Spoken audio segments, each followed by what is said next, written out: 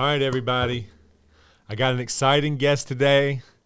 She's running for mayor. She's a colleague of mine. She's a real estate agent. She's decided to get in the fight. Johana Hicks, thanks for being here. Thank you, Scott. How you doing today? I am doing great. Yeah? It's been a good day. Right. Yeah. All right, let's just, for the people that don't know, I mean, they know your name, most Yes. likely. They're in Christiansburg. They know your name. They've seen your signs out. It's a weird thing. But it is a weird thing. But see, we're used to it as realtors. We want our signs out. We're proud of our signs. Like, we love seeing our signs in the yard. So I know you, every time you see a sign of yours, you got to take some sort of pride that that's in someone's yard. They've chosen to say yes to you. Yeah. It makes you feel good. That's I'm definitely a neat thing for sure. I think from the perspective of, selling a house is a little bit different personally for me because, I mean, my name is being out there for so long. Mm-hmm. But then when you get into politics, it's a little bit more difficult. I guess because of the background of me coming from another country and having to deal with some of cartels, extortion, and whatever else you want to call it down in Colombia, South America, and in South America. So coming over here and, being a voice is not as simple as other people may think it is, Yeah. I was kind of trained to be quiet and just, live your life, but just in a quiet way. And then for the last 20 years, I have been doing real estate, mm-hmm. and it's been great, and rental management. But at the same time, you are not everywhere around the world. Facebook is everywhere. And, it's just interesting to see your name out there in that way. You know what I mean? In the political world. Because over here locally, I don't, you know what I mean? I don't want to say something that is not, in the local level, is a big position, and I don't take it for granted. But as far as when you look at the big picture, it's not so big, where it's like you're the king of England. You know what I mean? And so for me, as far as the name out there, it's in a different way. Like for me to be able to go back to Colombia and everything, and now being in politics here, they look at it like, oh, she's so big up there, And over here, I'm just as normal as I want to continue to be a normal person. Yeah. I want to be the person that works hard every day. I don't want no favors. I do a lot of labor myself with my hands and door knocking, and real estate too is a lot of work. We do a lot for our clients. Definitely. As you very well know.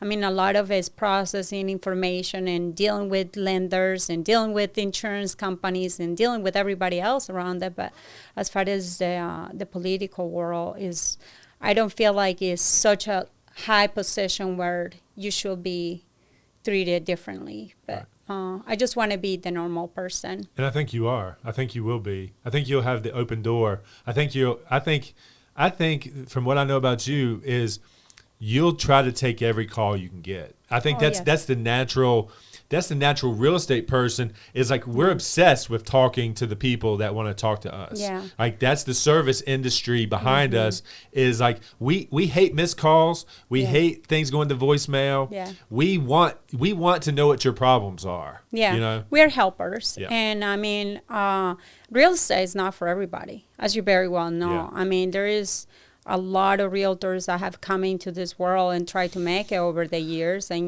we went through a last recession, and we're still here, and we're still kicking butt. But, it's a hard profession. And so to try to keep doing what we're doing, a lot of it is service work. And some of it you don't even get paid for. So, and we're still doing it. But that's why I got into politics. I figured that I could help the normal citizen just as well as anybody else, because I don't see levels, statuses that you're so rich or you're so poor or whatever, it doesn't really matter to me because I have been in both sides of the aisle. And that to me just doesn't matter. And so, why did you want to jump in this fire?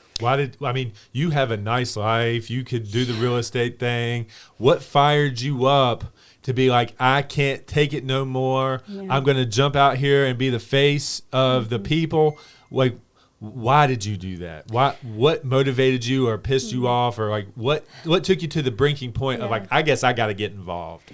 Well, a lot of the the involvement part is being a hard thing because I want to make a change, and it's not the change that I don't want to. I don't want to make a change where, you know what I mean. I don't want to tax people. I don't want to.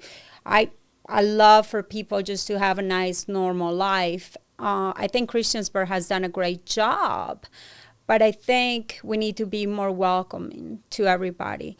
But the reason why I jumped in this fight, it has come down to many items. One of those being in real estate, knowing what people have to go through when they have to get permits, or when you need to do something to a building. For example, our downtown building in Christiansburg, it used to be the piano store. And the piano store, when I looked at that building, it was a beautiful building to me. And personally, I love the inside. I love the architecture of the building. I love the trim. I love the columns. I loved everything about it.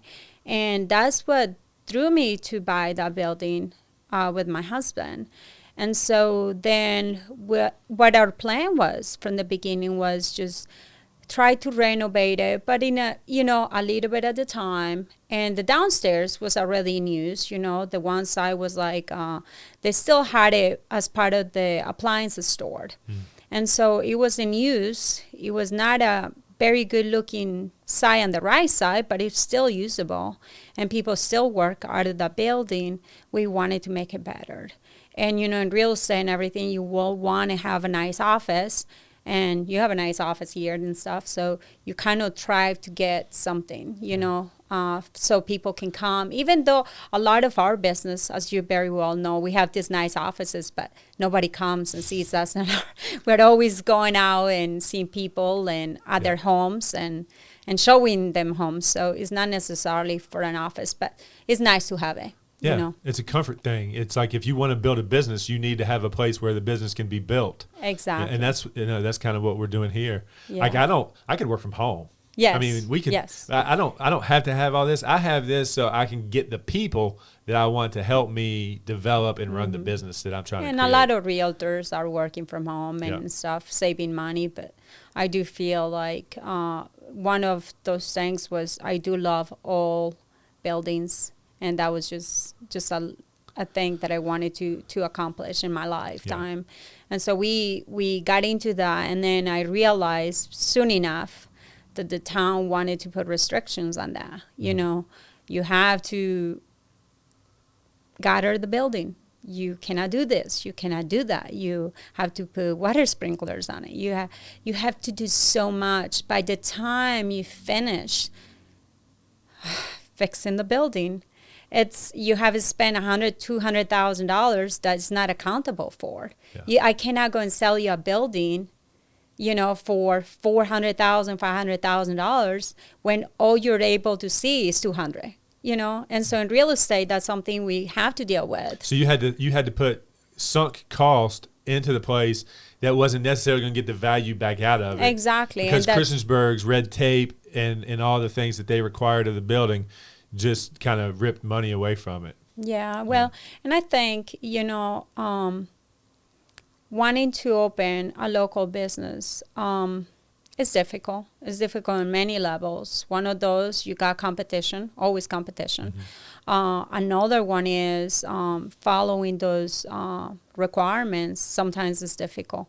Even as a owner, we had a case the other day where we had on Roanoke Street, we had a business that came to town to ask permission from town council to be able to have, it went from a painting shop where they used to paint cars and things like that, to a mechanical shop, which it was always designed to be a mechanical shop in the past or whatever, but now they wanted to change the usage of it. And the usage is, to me, is very similar. You know, you're painting cars, you're still driving cars in and out and things like that. But personally, for me, it was kind of a waste of money to charge these people to come to town council, and you had to pay $750 for a permit just so you can use your building, you know. And so that to me is like another expense. The local business owner that owns the mechanical shop, the mechanics on Roanoke Street, I don't know their finances, but I know they're a local business, and I know they work hard for their money. So, and not only that, but coming to planning meetings and coming to town council meetings, that's a waste of their time. Yeah. And they could be using the, you know, fixing cars. Yeah. And so to me, those are things that I will just, and the same price that he's paying for this permit, there's other builders that are paying $750 to build hundreds or 50 homes, or, you know, for the same price, you know, and it's just, there's got to be. So you think you can eliminate some red tape? I think so. I mean, well, I all I can do is hope and act on it, and ask. I just haven't found this position to be very welcome friendly and friendly, you know. So I was hoping when I got in council, you know, to just work together. I'm a person that loves working with people. You know, I have gotten along with you for many, many years, and with all the other realtors, I have a good relationship with everybody. I think I do. Yeah.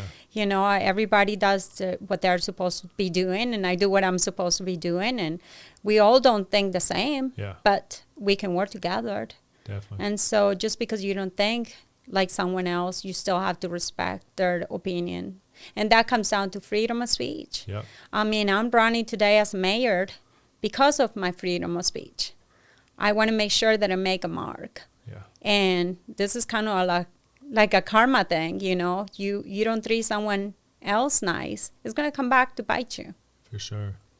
Tell us about your experience on town council. I know there's been a lot of combative stuff going on. You know, your presence there. Just tell us about all that, and like what you've had to deal with, and the things that you stood up for that got, you know, pushback from the other council members. Like, that's a very compelling story. I don't know that a lot of people know that you're standing up for people that live in this community that could have their taxes raised, and you know, like the park. Talk about the park a little bit, because that was one of your major things you were not about, spending that money at this time. So just go into that. Well, so when I got in office, you know, I am a very positive person. I love working with people. I just never had to rebut somebody about something, you know. And it's not like I wanted to come in there and make my opinion to be the only opinion valuable in the room. Yeah. That was not exactly what I was about. Yeah. And I'm not about that.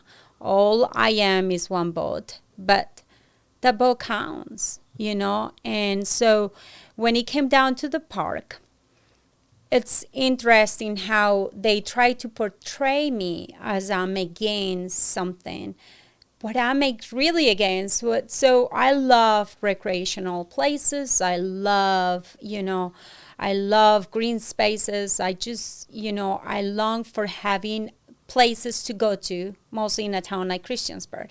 I love Christiansburg.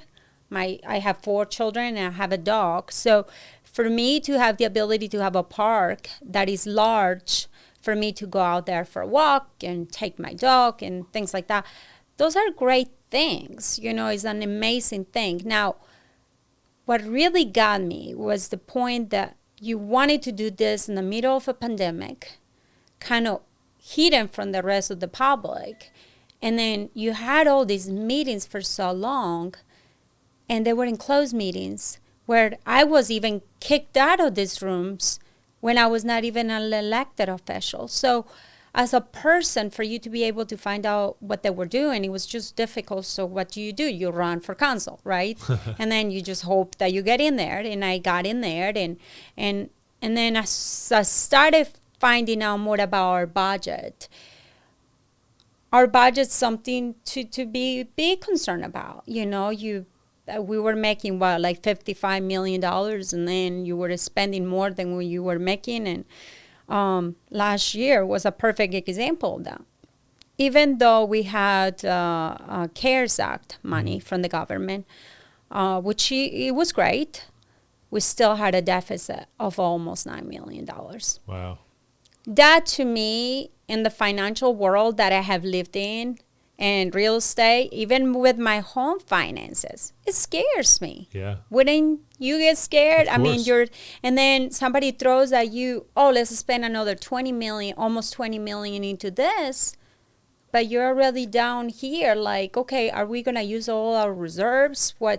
It's important to have all those reserves. You got water lines that need to be fixed. You got sewer lines that need to be fixed. You have College Street that is, it's got flooding issues. You got so many issues. You got roads that you got to pave. You got potholes everywhere. I want to have Christiansburg looking like you come in the front door to Christiansburg, where there's those nice signs now, and you come in and you say, welcome to Christiansburg, and you are welcome. You don't have to feel welcome once you get to a park. You're welcome, and it doesn't matter if you are an older person, a younger person. You just don't want to come into a town where the main thing that you come and see is like potholes on the road. Not that is an easy task. I understand everything takes money. I just feel like some of the money last year and even this year's, we could still have a park. We could still have the dog park, the playground, the splash pad, and then just do it in stages. Just the big expense at one chunk is just what's really, how do you account for something like this, and now we have to think about, fire departments. We have one fire department that does an absolutely amazing job. I know they bought more land and started thinking about constructing another fire department, but that got put on hold, right? Well, it's on hold right now, but it's coming. We are I think that growing. would be more important than the park. Absolutely. So we're growing, and we are growing on all sizes of Christiansburg. I personally feel like we need another fire department over there by Pepper's Ferry Road. Yeah.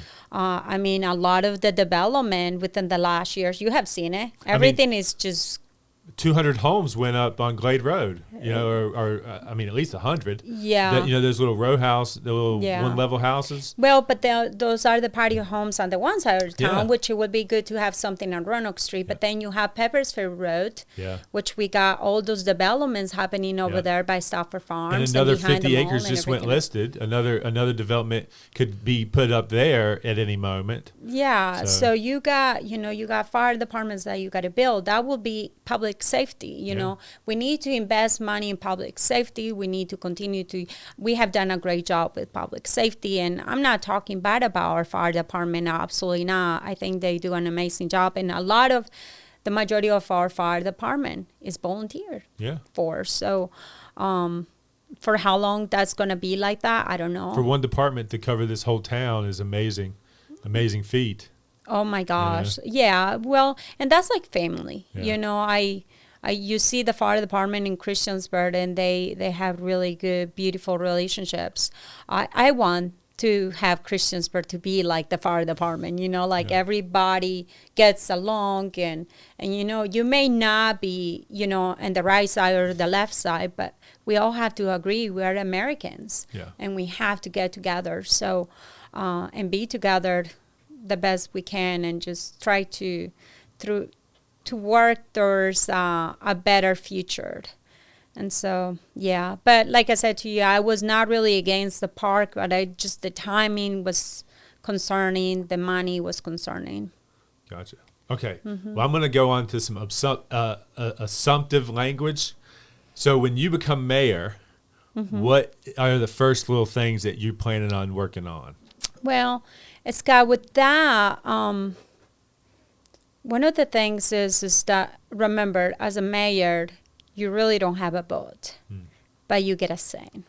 And so I think my biggest thing is I want town council to feel like when people come to town council, they're free to speak. Gotcha. And I think it doesn't matter what my views are on things. I think everybody should have the opportunity to speak. I mean, when you have someone telling someone else that just to sit down and pretty much just be quiet because you don't want to hear them, or just, I don't know, just some of the attitude needs to be changed. I want town hall to feel more welcoming. I want people to engage with me. I want to have those communications that I'm having with people. I love having relations, and I love talking to people about what their problems are and hopefully fix them. Do you feel that community voice is changing any opinions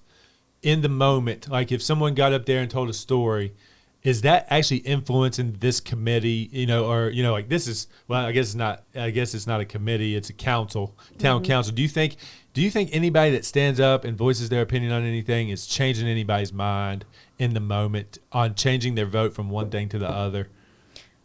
I think if you're part of the establishment, if you're part of one of the all boys club, it's definitely going to make a difference. Yep. But if you don't have no money and you have a house like close to town hall and your retaining wall doesn't look too good, they can put a lien for $110,000, which they did to a person not too long ago.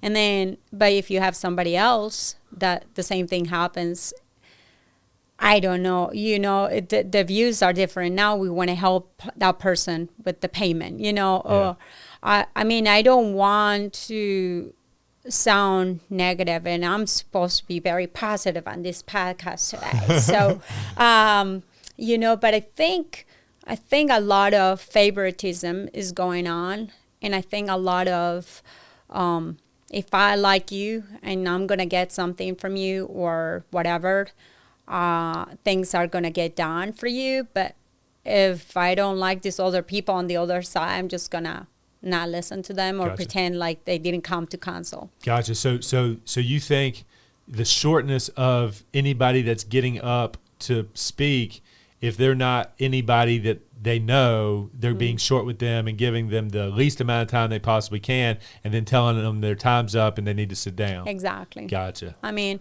it was a perfect example of what happened with the park. I mean, I don't care if you were for the park or against the park. You still have a voice. But when it came down to it, I mean, there were some of the meetings where people showed up and he was like, okay, we're done. Like, that's it.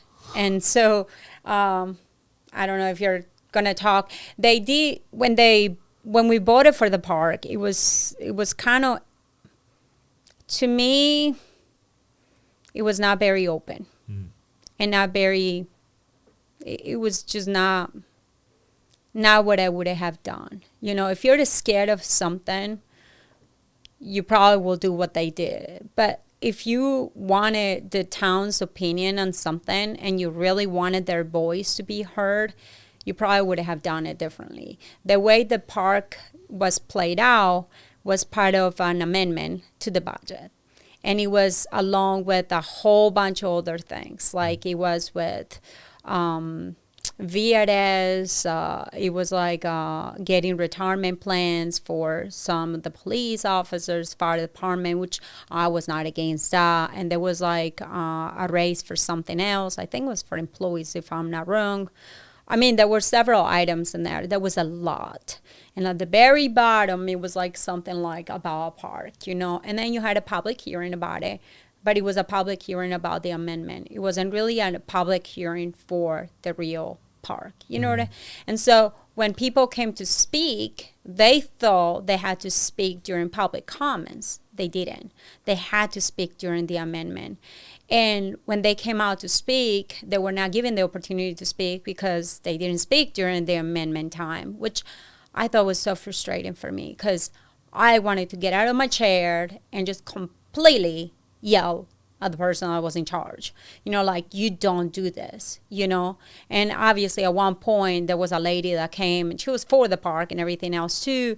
And you know, she spoke for half of the time and then they cut it off even because I think my face was ready to blow up. You know, like, you told these people to shut up, but yeah, not literally with those words, but yet you kind of told them to sit down. You were down with public comments about the park, but then because that was not the time, and then you had somebody else, and you obviously shot her down too. But let her go on longer than everybody else, right? Well, no, let everybody speak. Yeah, right. You know, I mean, we had people that came that were managers of hotels that did presentations for like 10, 15 minutes about the park, how great this was going to be for them. And one of those people happened to have a hotel off of Radford. I mean, it's in Christiansburg address, but they don't pay lodging taxes in Christiansburg.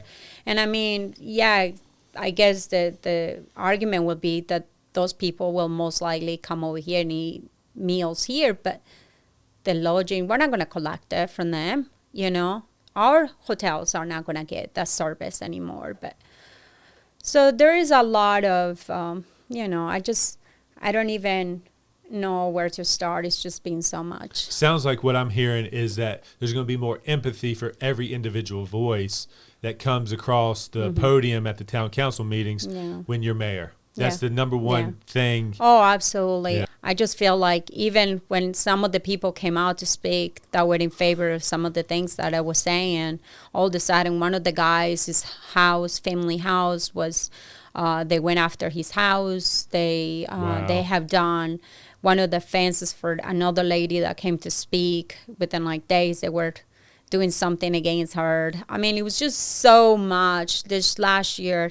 I mean, Marie March, you know, we know each other. We are not best friends, but we are friends. And what made us close together was the Starlight, most likely. Yeah. I met her years ago because she's a fighter.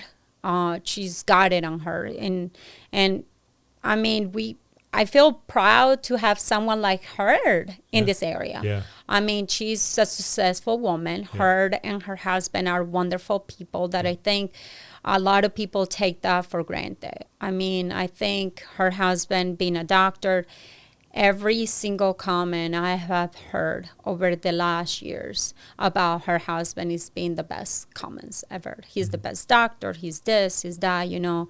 And about Marie, I mean, she has had these businesses and she has done well for herself. And I think having the ability to employ that many people and not have somebody be mad at you is so hard. Yeah. You know, I mean, somebody's going to talk. And the problem is that when that bad comment goes around, it goes on Facebook, and that one person is going to share it to 100 people. And then before you know, you got 1,000 people talking bad about someone they don't even have a clue who she is. Sure. And I think a lot of that is been happening with me, you know, like if you want to know about me, call me. Yeah. You know, I am passing these pamphlets out and things like that. And my number is 540-239-4986. Call me. Yeah. I want to talk to you. We don't have to agree or disagree, you know, but I want to listen to you because maybe you have something to offer, and I want to hear that input. I love the fact that you're open to perspective, and like it feels like to me, like what the majority of the community, like, you know, us real estate people feel like we have our thumb on the pulse of like what's going on and how people feel, and I think that's a great benefit that you bring to this position. Is that you feel your community. Yes. You're not just looking at data and you're not just looking at things, like you feel, and you've taken like major responsibility of like our money. The money, I mean, the fact that we bring in $55 million in tax revenue for Christiansburg, and they spent 64 million. That's wild. Yeah. That's wild. Yeah. And so another thing too, you know, when you talk to people, they're always saying, why do we want to come to town council? They're just going to vote and the way they want to vote. They're not going to listen to us. That was my question is like, do you think anybody in the moment of telling the story of why they're in the dissenting opinion, has that ever, I'm pretty sure like you might be open to that, but are the good old boys, the establishment people that have been there for, years and years and years, or do they know how they want to vote based on the relationships they have that mean if they don't vote a certain way, whatever they've agreed to might not be making somebody happy, I feel like that's a perfect example what is going on. And I think that's one of the things that they're probably pissed off at me, because the reality is I don't vote because I know somebody. Yeah. I'm voting with what is this going to do for the people. Yeah. And I mean, the park is a hard one. I mean, as realtors, we want to please everybody. Mm-hmm. As realtors, we want parks. As realtors, we want more development. As realtors, we want all these things, But I also know that as a citizen, I know that there are people here in the town of Christiansburg that are in Social Security. They are in some kind of retirement plan where they don't make a lot of money, And if you go to raise some tax, water tax, whatever that is, it's going to affect someone down the line. Yeah. And, with the prices of homes right now being as high as they are in Christiansburg, Virginia, I never thought, a house that we had back in, I don't know, we purchased 18 years ago, it was $35,000. Now it's like $120,000, $140,000 without doing anything to it. Like the values are just skyrocketing. Yeah. But if you're looking at that from a buyer perspective, you're seeing all these competing offers. You're seeing people buying houses without like even inspection reports. Yeah. Like you're like, that's concerning, And then you have to make sure that you have people that are going to be able to make those payments. And someone that works at Kroger has to be able to afford to make that payment. And so how are they going to be able to make that payment and afford to live in Christiansburg? They're not going to be able to live in Christiansburg if you're paying for the $250,000 house. Yep. Or that's the house I was telling you is a 2-bedroom house. Most people want 3 bedrooms. And a 3-bedroom house, in this market, oh my goodness, they're what, 180, 200 and something. Honestly, depending on. I seen a 1-level brick ranch with a basement come on for like $299 the other day. Oh, absolutely. Wow. Well, I mean, I'm talking about all houses. I'm talking about a 1978 like brick ranch. It was wild. Well, yeah, I have seen some things that, oh my gosh. I mean, even in Fairlawn, I mean, there's just doubling. Pulaski, I mean, houses that used to be $50,000, like $150 now, and here in Christiansburg, definitely the prices. But we can go on forever on real estate, right? Yeah, we could. So let's keep on with the politics stuff. Right.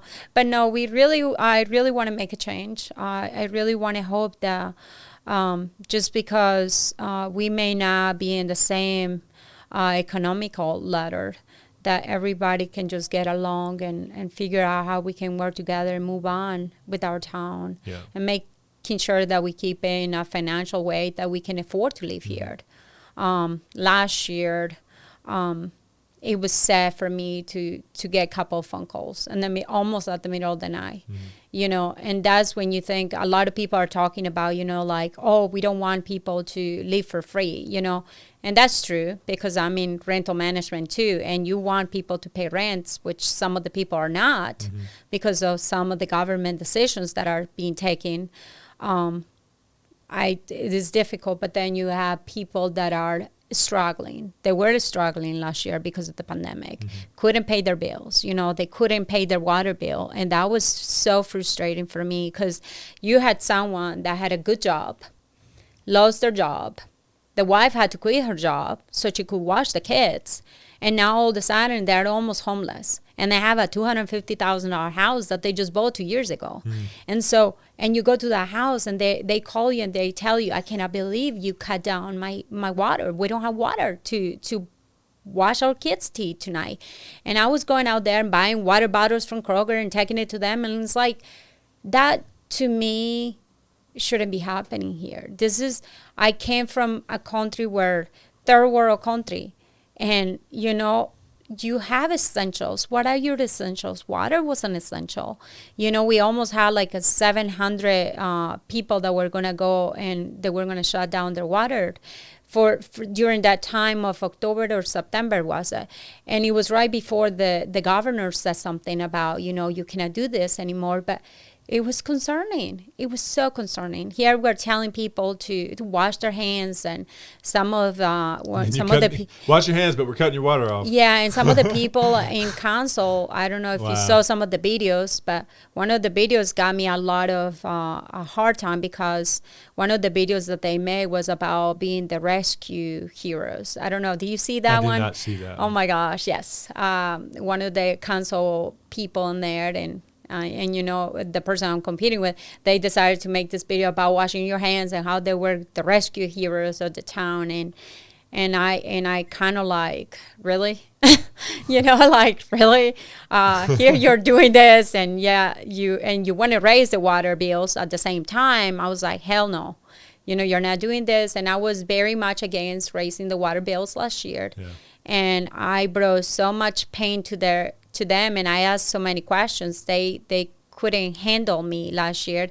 They finally decided to vote no on it, and then they moved it to this spring. So we just voted on a water increase that just took effect on July the 1st. So gotcha. We had $1 increase. So our bill went from $8 for 1,000 gallons to $9 per 1,000 gallons. So, and they are wanting to continue to raise to be, I think, 11 or 12 per 1,000 gallons. Wow. So it's quite high. I mean, we're going to end up being one of the highest water rates around here. Wow. We're already, as we see it in here today, where our rates are higher than Blacksburg. Wow. Is the meal tax higher than Christiansburg than in Blacksburg? The meal tax? Meal tax? Oh, yeah. Yeah. So we actually get taxed at a higher rate in a lot of the services that Christiansburg provides than Blacksburg does.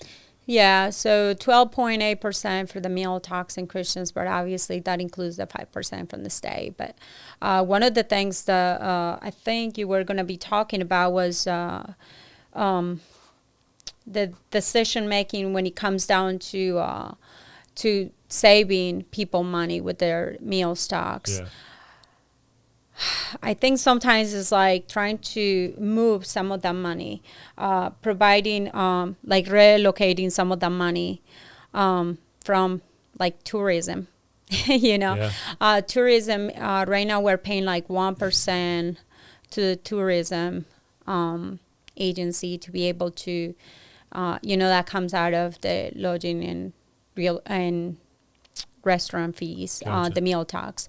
Mm-hmm. But if you were to relocate, some of that money right now during a time like this, during a pandemic, where I personally feel like tourism is always great, but, we were telling people just to stay away from everywhere, but I think it will be better usage of that money if you were to give it back to the restaurants and say, hey, instead, well, obviously it wouldn't be back to the restaurants. It would just be a lower meal tax. Yeah. It will be about 11.8 if you were to do that. And so if that was the change that you were going to make, that can possibly help more restaurant businesses to open up here. Or hire more people. And hire more people. Or give better wages. Well, the problem is when a lot of people come over here, we're in real estate, so we don't see a lot of what the restaurant businesses are going through. I think unless you know someone that has a restaurant business. Yeah. And one of the things that they were telling me, some of the restaurant owners that I have spoken with in the past, they always complain how high the meal tax is. And it's so high to the point where someone goes to a restaurant and they see that 12.8, charge in there, and they assume it's part of the tip. So what happens is all the servers may not get the money that they should be getting because they think that they're already giving them so much more money. And I think that's sad, Sad. And so because you want the servers to obviously make some money, and in the restaurant industry it has always been like you only pay $5 an hour or whatever, $2.15 or something crazy low. Well, every restaurant has a different thing, Yeah. but you're right. I mean, there is some that have like a $2 and something. So if someone doesn't give them, I mean, they leave out of tips. Yeah. And so, and last year was definitely a hard time. I cannot imagine being in that industry. Right. Yeah, me either. Yeah. I was just telling the guys before you got here, I went to Wendy's. Today, and the Wendy's wasn't even open because they couldn't staff the place. Yeah. Like they just can't find people to work. It's wild. Well, I do think the creating like in small incentives can help for the system and new coming businesses to the area. That will also help. So in the past, we've talked about the marketplace. Yes. And I know you had some issues with the marketplace, and I don't know how deep you can get into it, but you were telling me that they were excluding you from meetings and things like that. Can you get into any of that? Can you tell me about what you think the impact of the marketplace is going to be on the other side of the street? Yeah. The other side of the street affected the marketplace. Now the marketplace could be affecting the mall side of the street. Yeah. You know. I think competing is always difficult, and real estate is difficult too. But I think the marketplace, one of the things, I'm not against the marketplace. I think they have done a great job with what they have done. I think, personally, one of the things that I was having issues with was we invested almost $1.5 million to make our new entrance and put sidewalks and that. So that intersection right there was paid for by the taxpayers of Christiansburg. Yeah, pretty much. You pay for a stormwater pond and everything. So at the same time, you help pay for that. But then across the street, you had a mall that's been in there paying taxes for years too, because they have businesses there as well. And they don't get the same help. You got businesses on the other side of town on Roanoke Street that are not getting that help.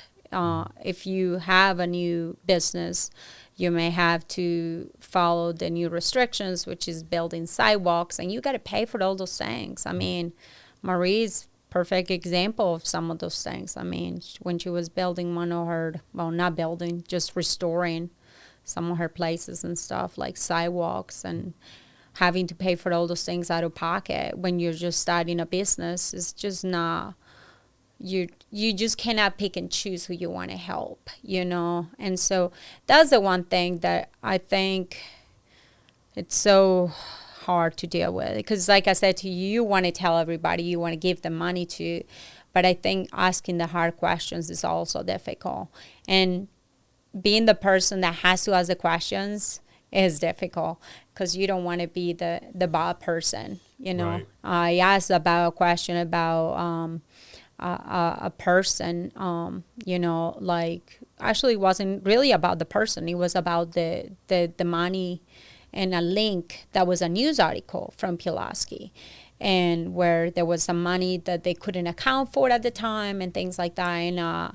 And one of the people that was part of the group in Pulaski, he was doing some stuff with one of our groups in the town of Christiansburg, and which we donate money to. We were donating every year.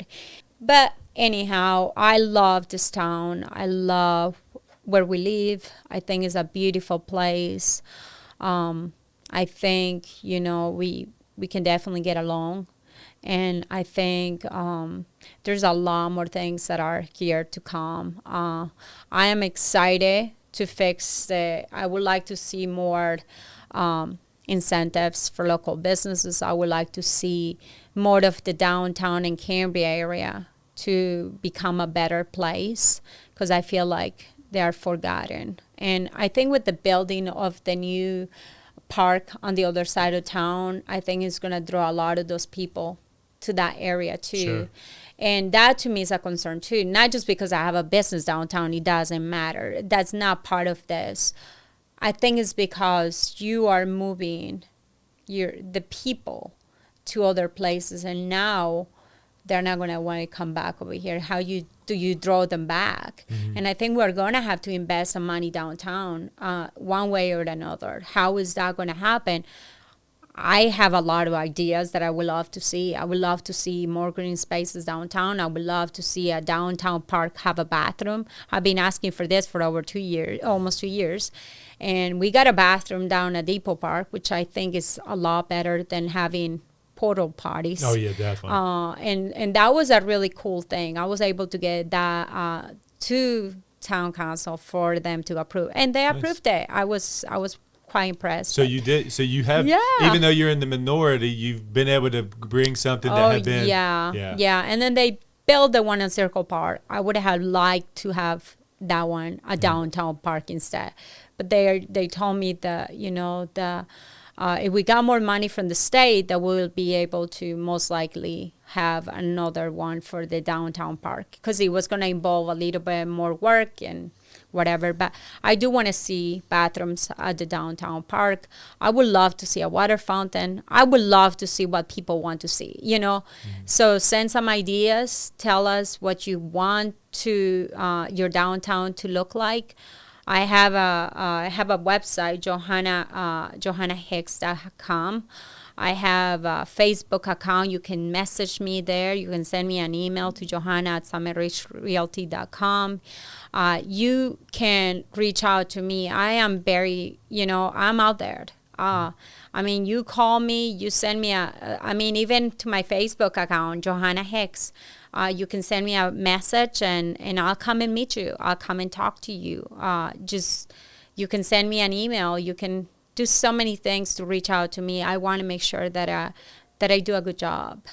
Well, I think that's amazing, and I think when I have been watching you from the moment that you started to run, to your work on council, to your ambition to be mayor of this town, and I'm proud of you. I'm proud of you. It's been awesome watching you climb and battle and fight for the people of Christiansburg, and I appreciate that. Well, thank you so much, Scott. I really appreciate what you have been doing in here too. Even though, like I was telling you, some of the things that the citizens don't know. Yeah.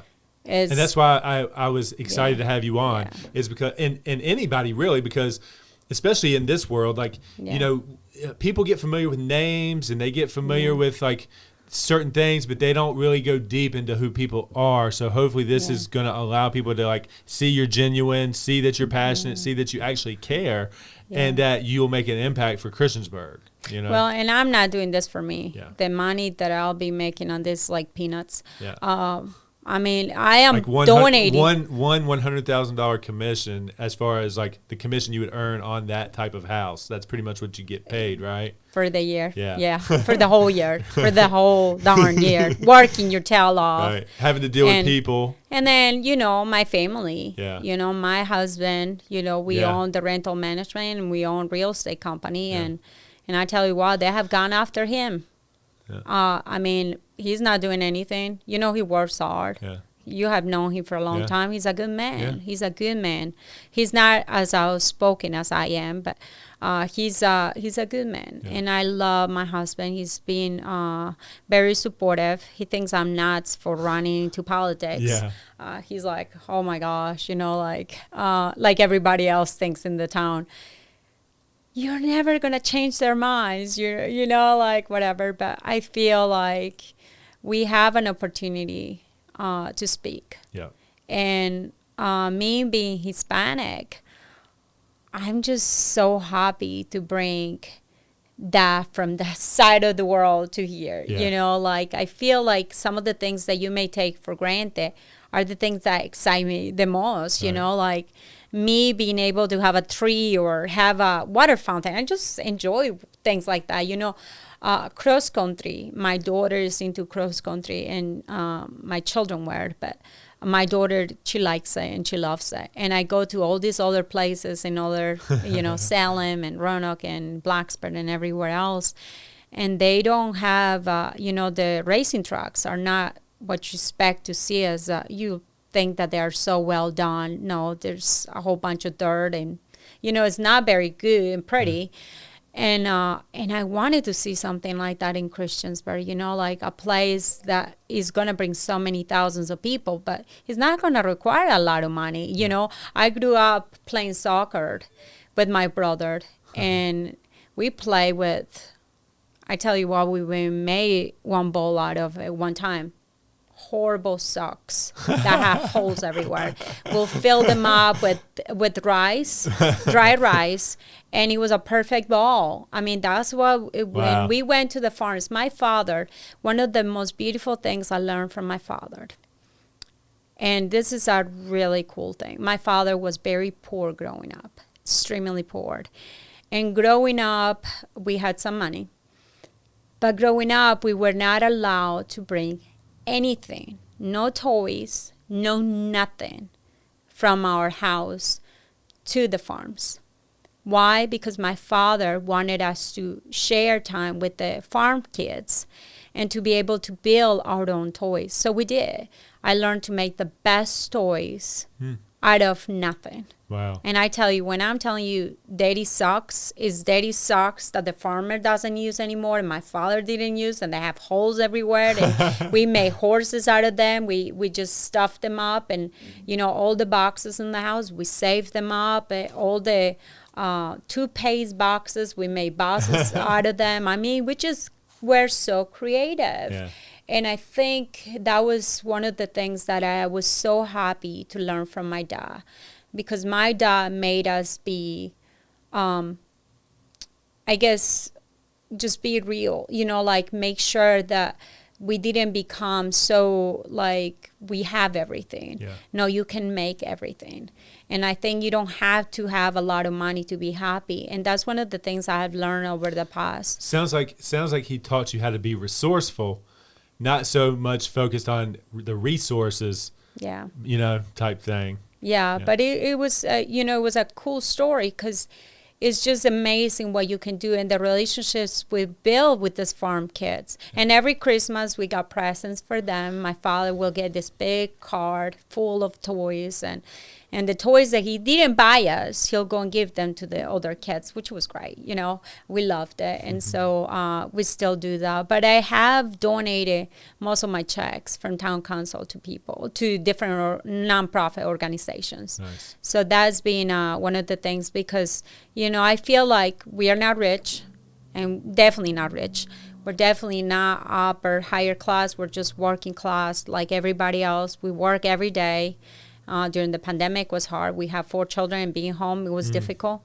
Not having the help from employees was hard, because everybody needed to be home. But for us, we didn't have no choice. We had to work with 4 kids around us at all times and figure out what to do with them. So, gotcha. Yeah, but. Well, I got a segment called Behind the Picture.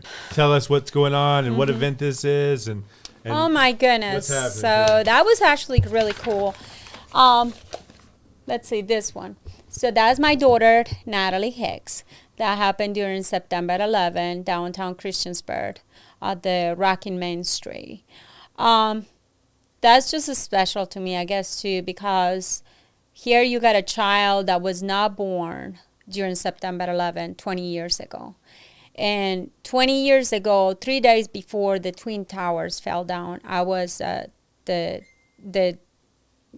Twin Towers, one of the buildings. Oh, 3 days before you were there? Yeah, 3 days before. I had a friend that were there, and she's no longer here today. But it was just such an emotional time for our country too.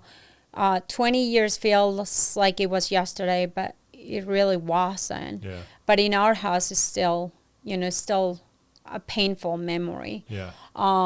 but it's also a grateful memory because we know we're here.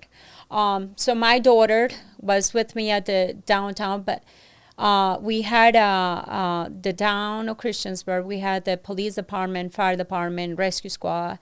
We had a special time for them. They had the 3 vehicles on the front of the stage at the end, so that was really special.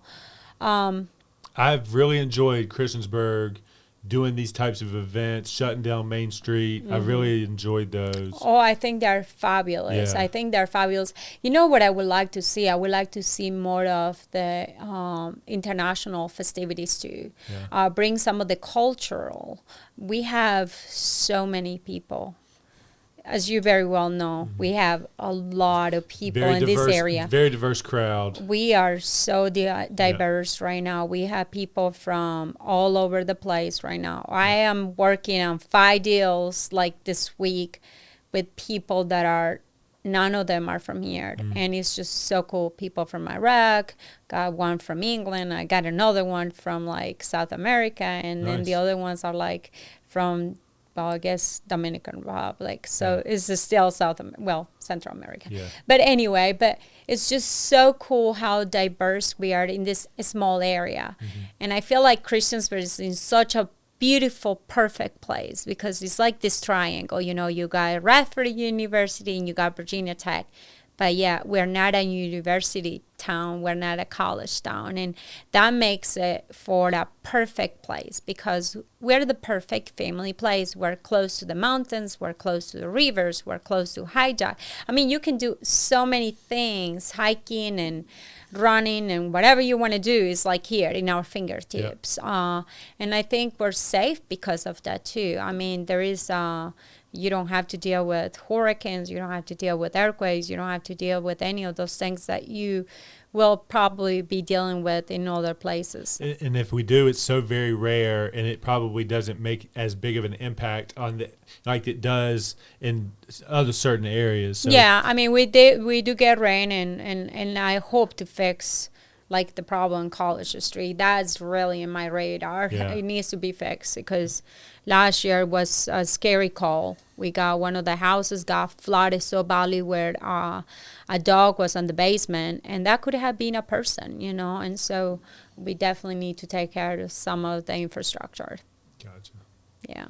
Well, that's all I got. I mean, if there's anything else you want to bring up, you know, in your notes or like, I think that was a great interview. I've enjoyed our talk here. I was supposed to be very positive, you know. You were. Hey, you were. Nah, I think it's so hard when you have been through the mud. Yeah. For like almost 2 years just to make sure that, you know, because people don't see what's going on. You see, they may see some of the town council meetings, but they don't really get to see what's going on behind that. Yeah. The emails, the nasty emails, or, you know.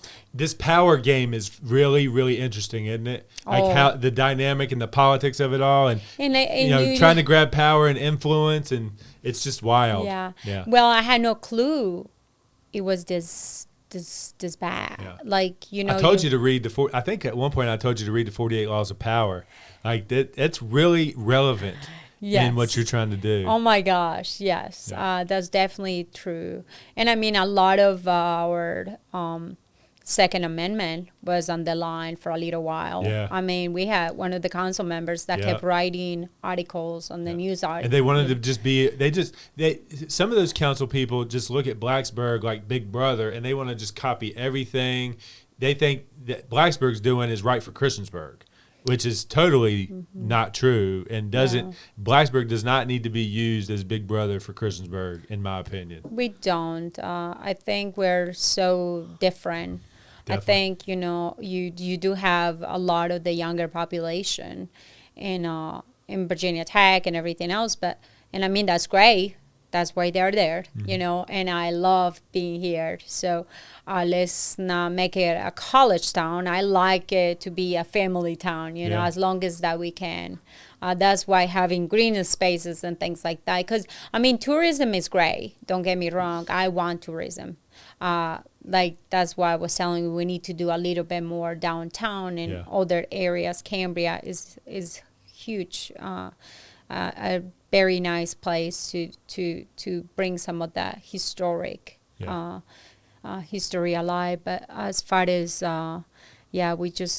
we got to do something to get along. And I almost forgot to talk to you about the Amtrack situation, because I know that's like, what is going on with the Amtrack situation in Christiansburg. I know Christiansburg bought a piece of property. They conditioned the property ready for some train station. It's not coming there.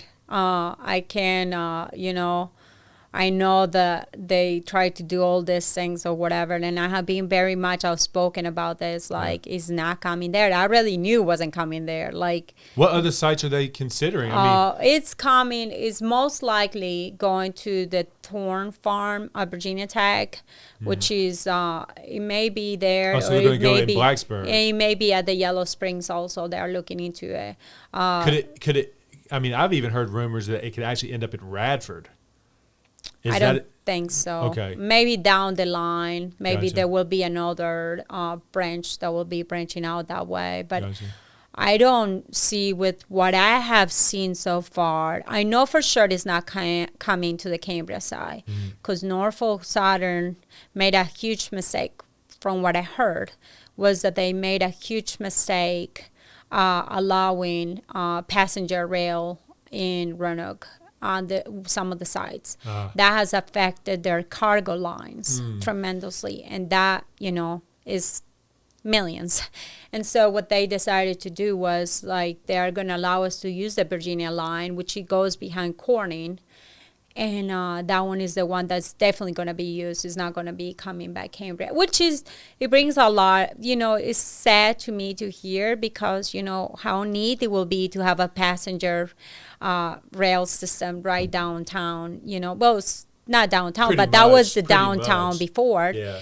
And so, unfortunately, So that was just a sunk waste of money. Like, do you think that Christiansburg will ever get out of that property? Well, I think the way they have played it is they bought it with the assumptions coming there. So they played it fast and loose, and they got burnt. Yeah, they did. But there may be a chance. I was talking to the rail authority from Vita and stuff, and they were talking about and saying that the chances are we may get some of that money back because it was an assumption or whatever. I don't know if it's true. I know right now this queues or the commons are well used for the aquatic center parking lot, which I think is not bad, because the reality is that place gets packed. That place gets packed. It does, and people want to figure out where to park. And we have a deal with Montgomery County where they'll allow us to use their parking lots at the high school, so we could. But then we're not charging them no fees for, like, some things at the aquatic center and things like that. But I think that's another horse. But it would be nice to get, like, some money. I'm looking forward to working with the county too, and see if there is any way that we can get some of that money. Not all of it, but I feel like it would be just fair. We pay into the county taxes, and obviously they do take care of the schools and the courthouses and things like that. But as far as we are part of the county still, and so it would be nice for us to get some money. But anyway, I don't know why I went there, but just because. Well, I appreciate you. I should have had that in there in the middle somewhere, but oh no, I'm glad I thought it's about okay. that. Yeah. But no, so the answer is. It's not coming to Cambria. Or Christiansburg, most likely. It's probably going into Blacksburg. Most likely Blacksburg or Christiansburg, but the county side. So, like I said to you, pass by maybe by the Frog Pond. There is a possibility, but don't think so. Yeah. All right. Well, good info. Appreciate that. Yeah. And again, I thank you for your time. This has been a great interview. Oh my gosh, Scott, thank you so much. I really appreciate you too. Like I was telling you before this, we are so proud of you for what you're doing, and you're making us be in the map. I mean, this is fabulous. Yeah. Keep doing that. I appreciate that. Yeah, I know you're a Christiansburg citizen right now, but were you born in Christiansburg? No, I was born in Florida, Naples, Florida. My parents had migrated to Florida. They started their life there. They got homesick. We came back, and then my mom settled in Christiansburg. Really? Yeah. Oh, well, she made the right decision. She definitely did. Yeah, yeah. Well, I'm more than sure you have loved it here. So have you lived here all your life? Since about kindergarten. Yeah. Okay. Yeah. Awesome. Yeah. Awesome. Well, it's a beautiful place. And having my children here, I couldn't be more grateful to be here. Awesome. I feel that they are safe and I'm safe. So awesome. Yeah. Well, again, I am I'm excited to see you work. I am, and I think the town of Christiansburg is going to be better for the work that you've put in. Absolutely. So, yep. All right, that's episode. What is that? Episode 8. All right, episode 8. Hey, if you got questions for Johana, put them in the comments. Share, like, all that good stuff. We're still trying to climb to our 1,000 subscribers on YouTube. So if you're not over on YouTube, subscribe to our channel. Please go do that. And until next week, we appreciate it, and we'll see you next time. Thank you so much.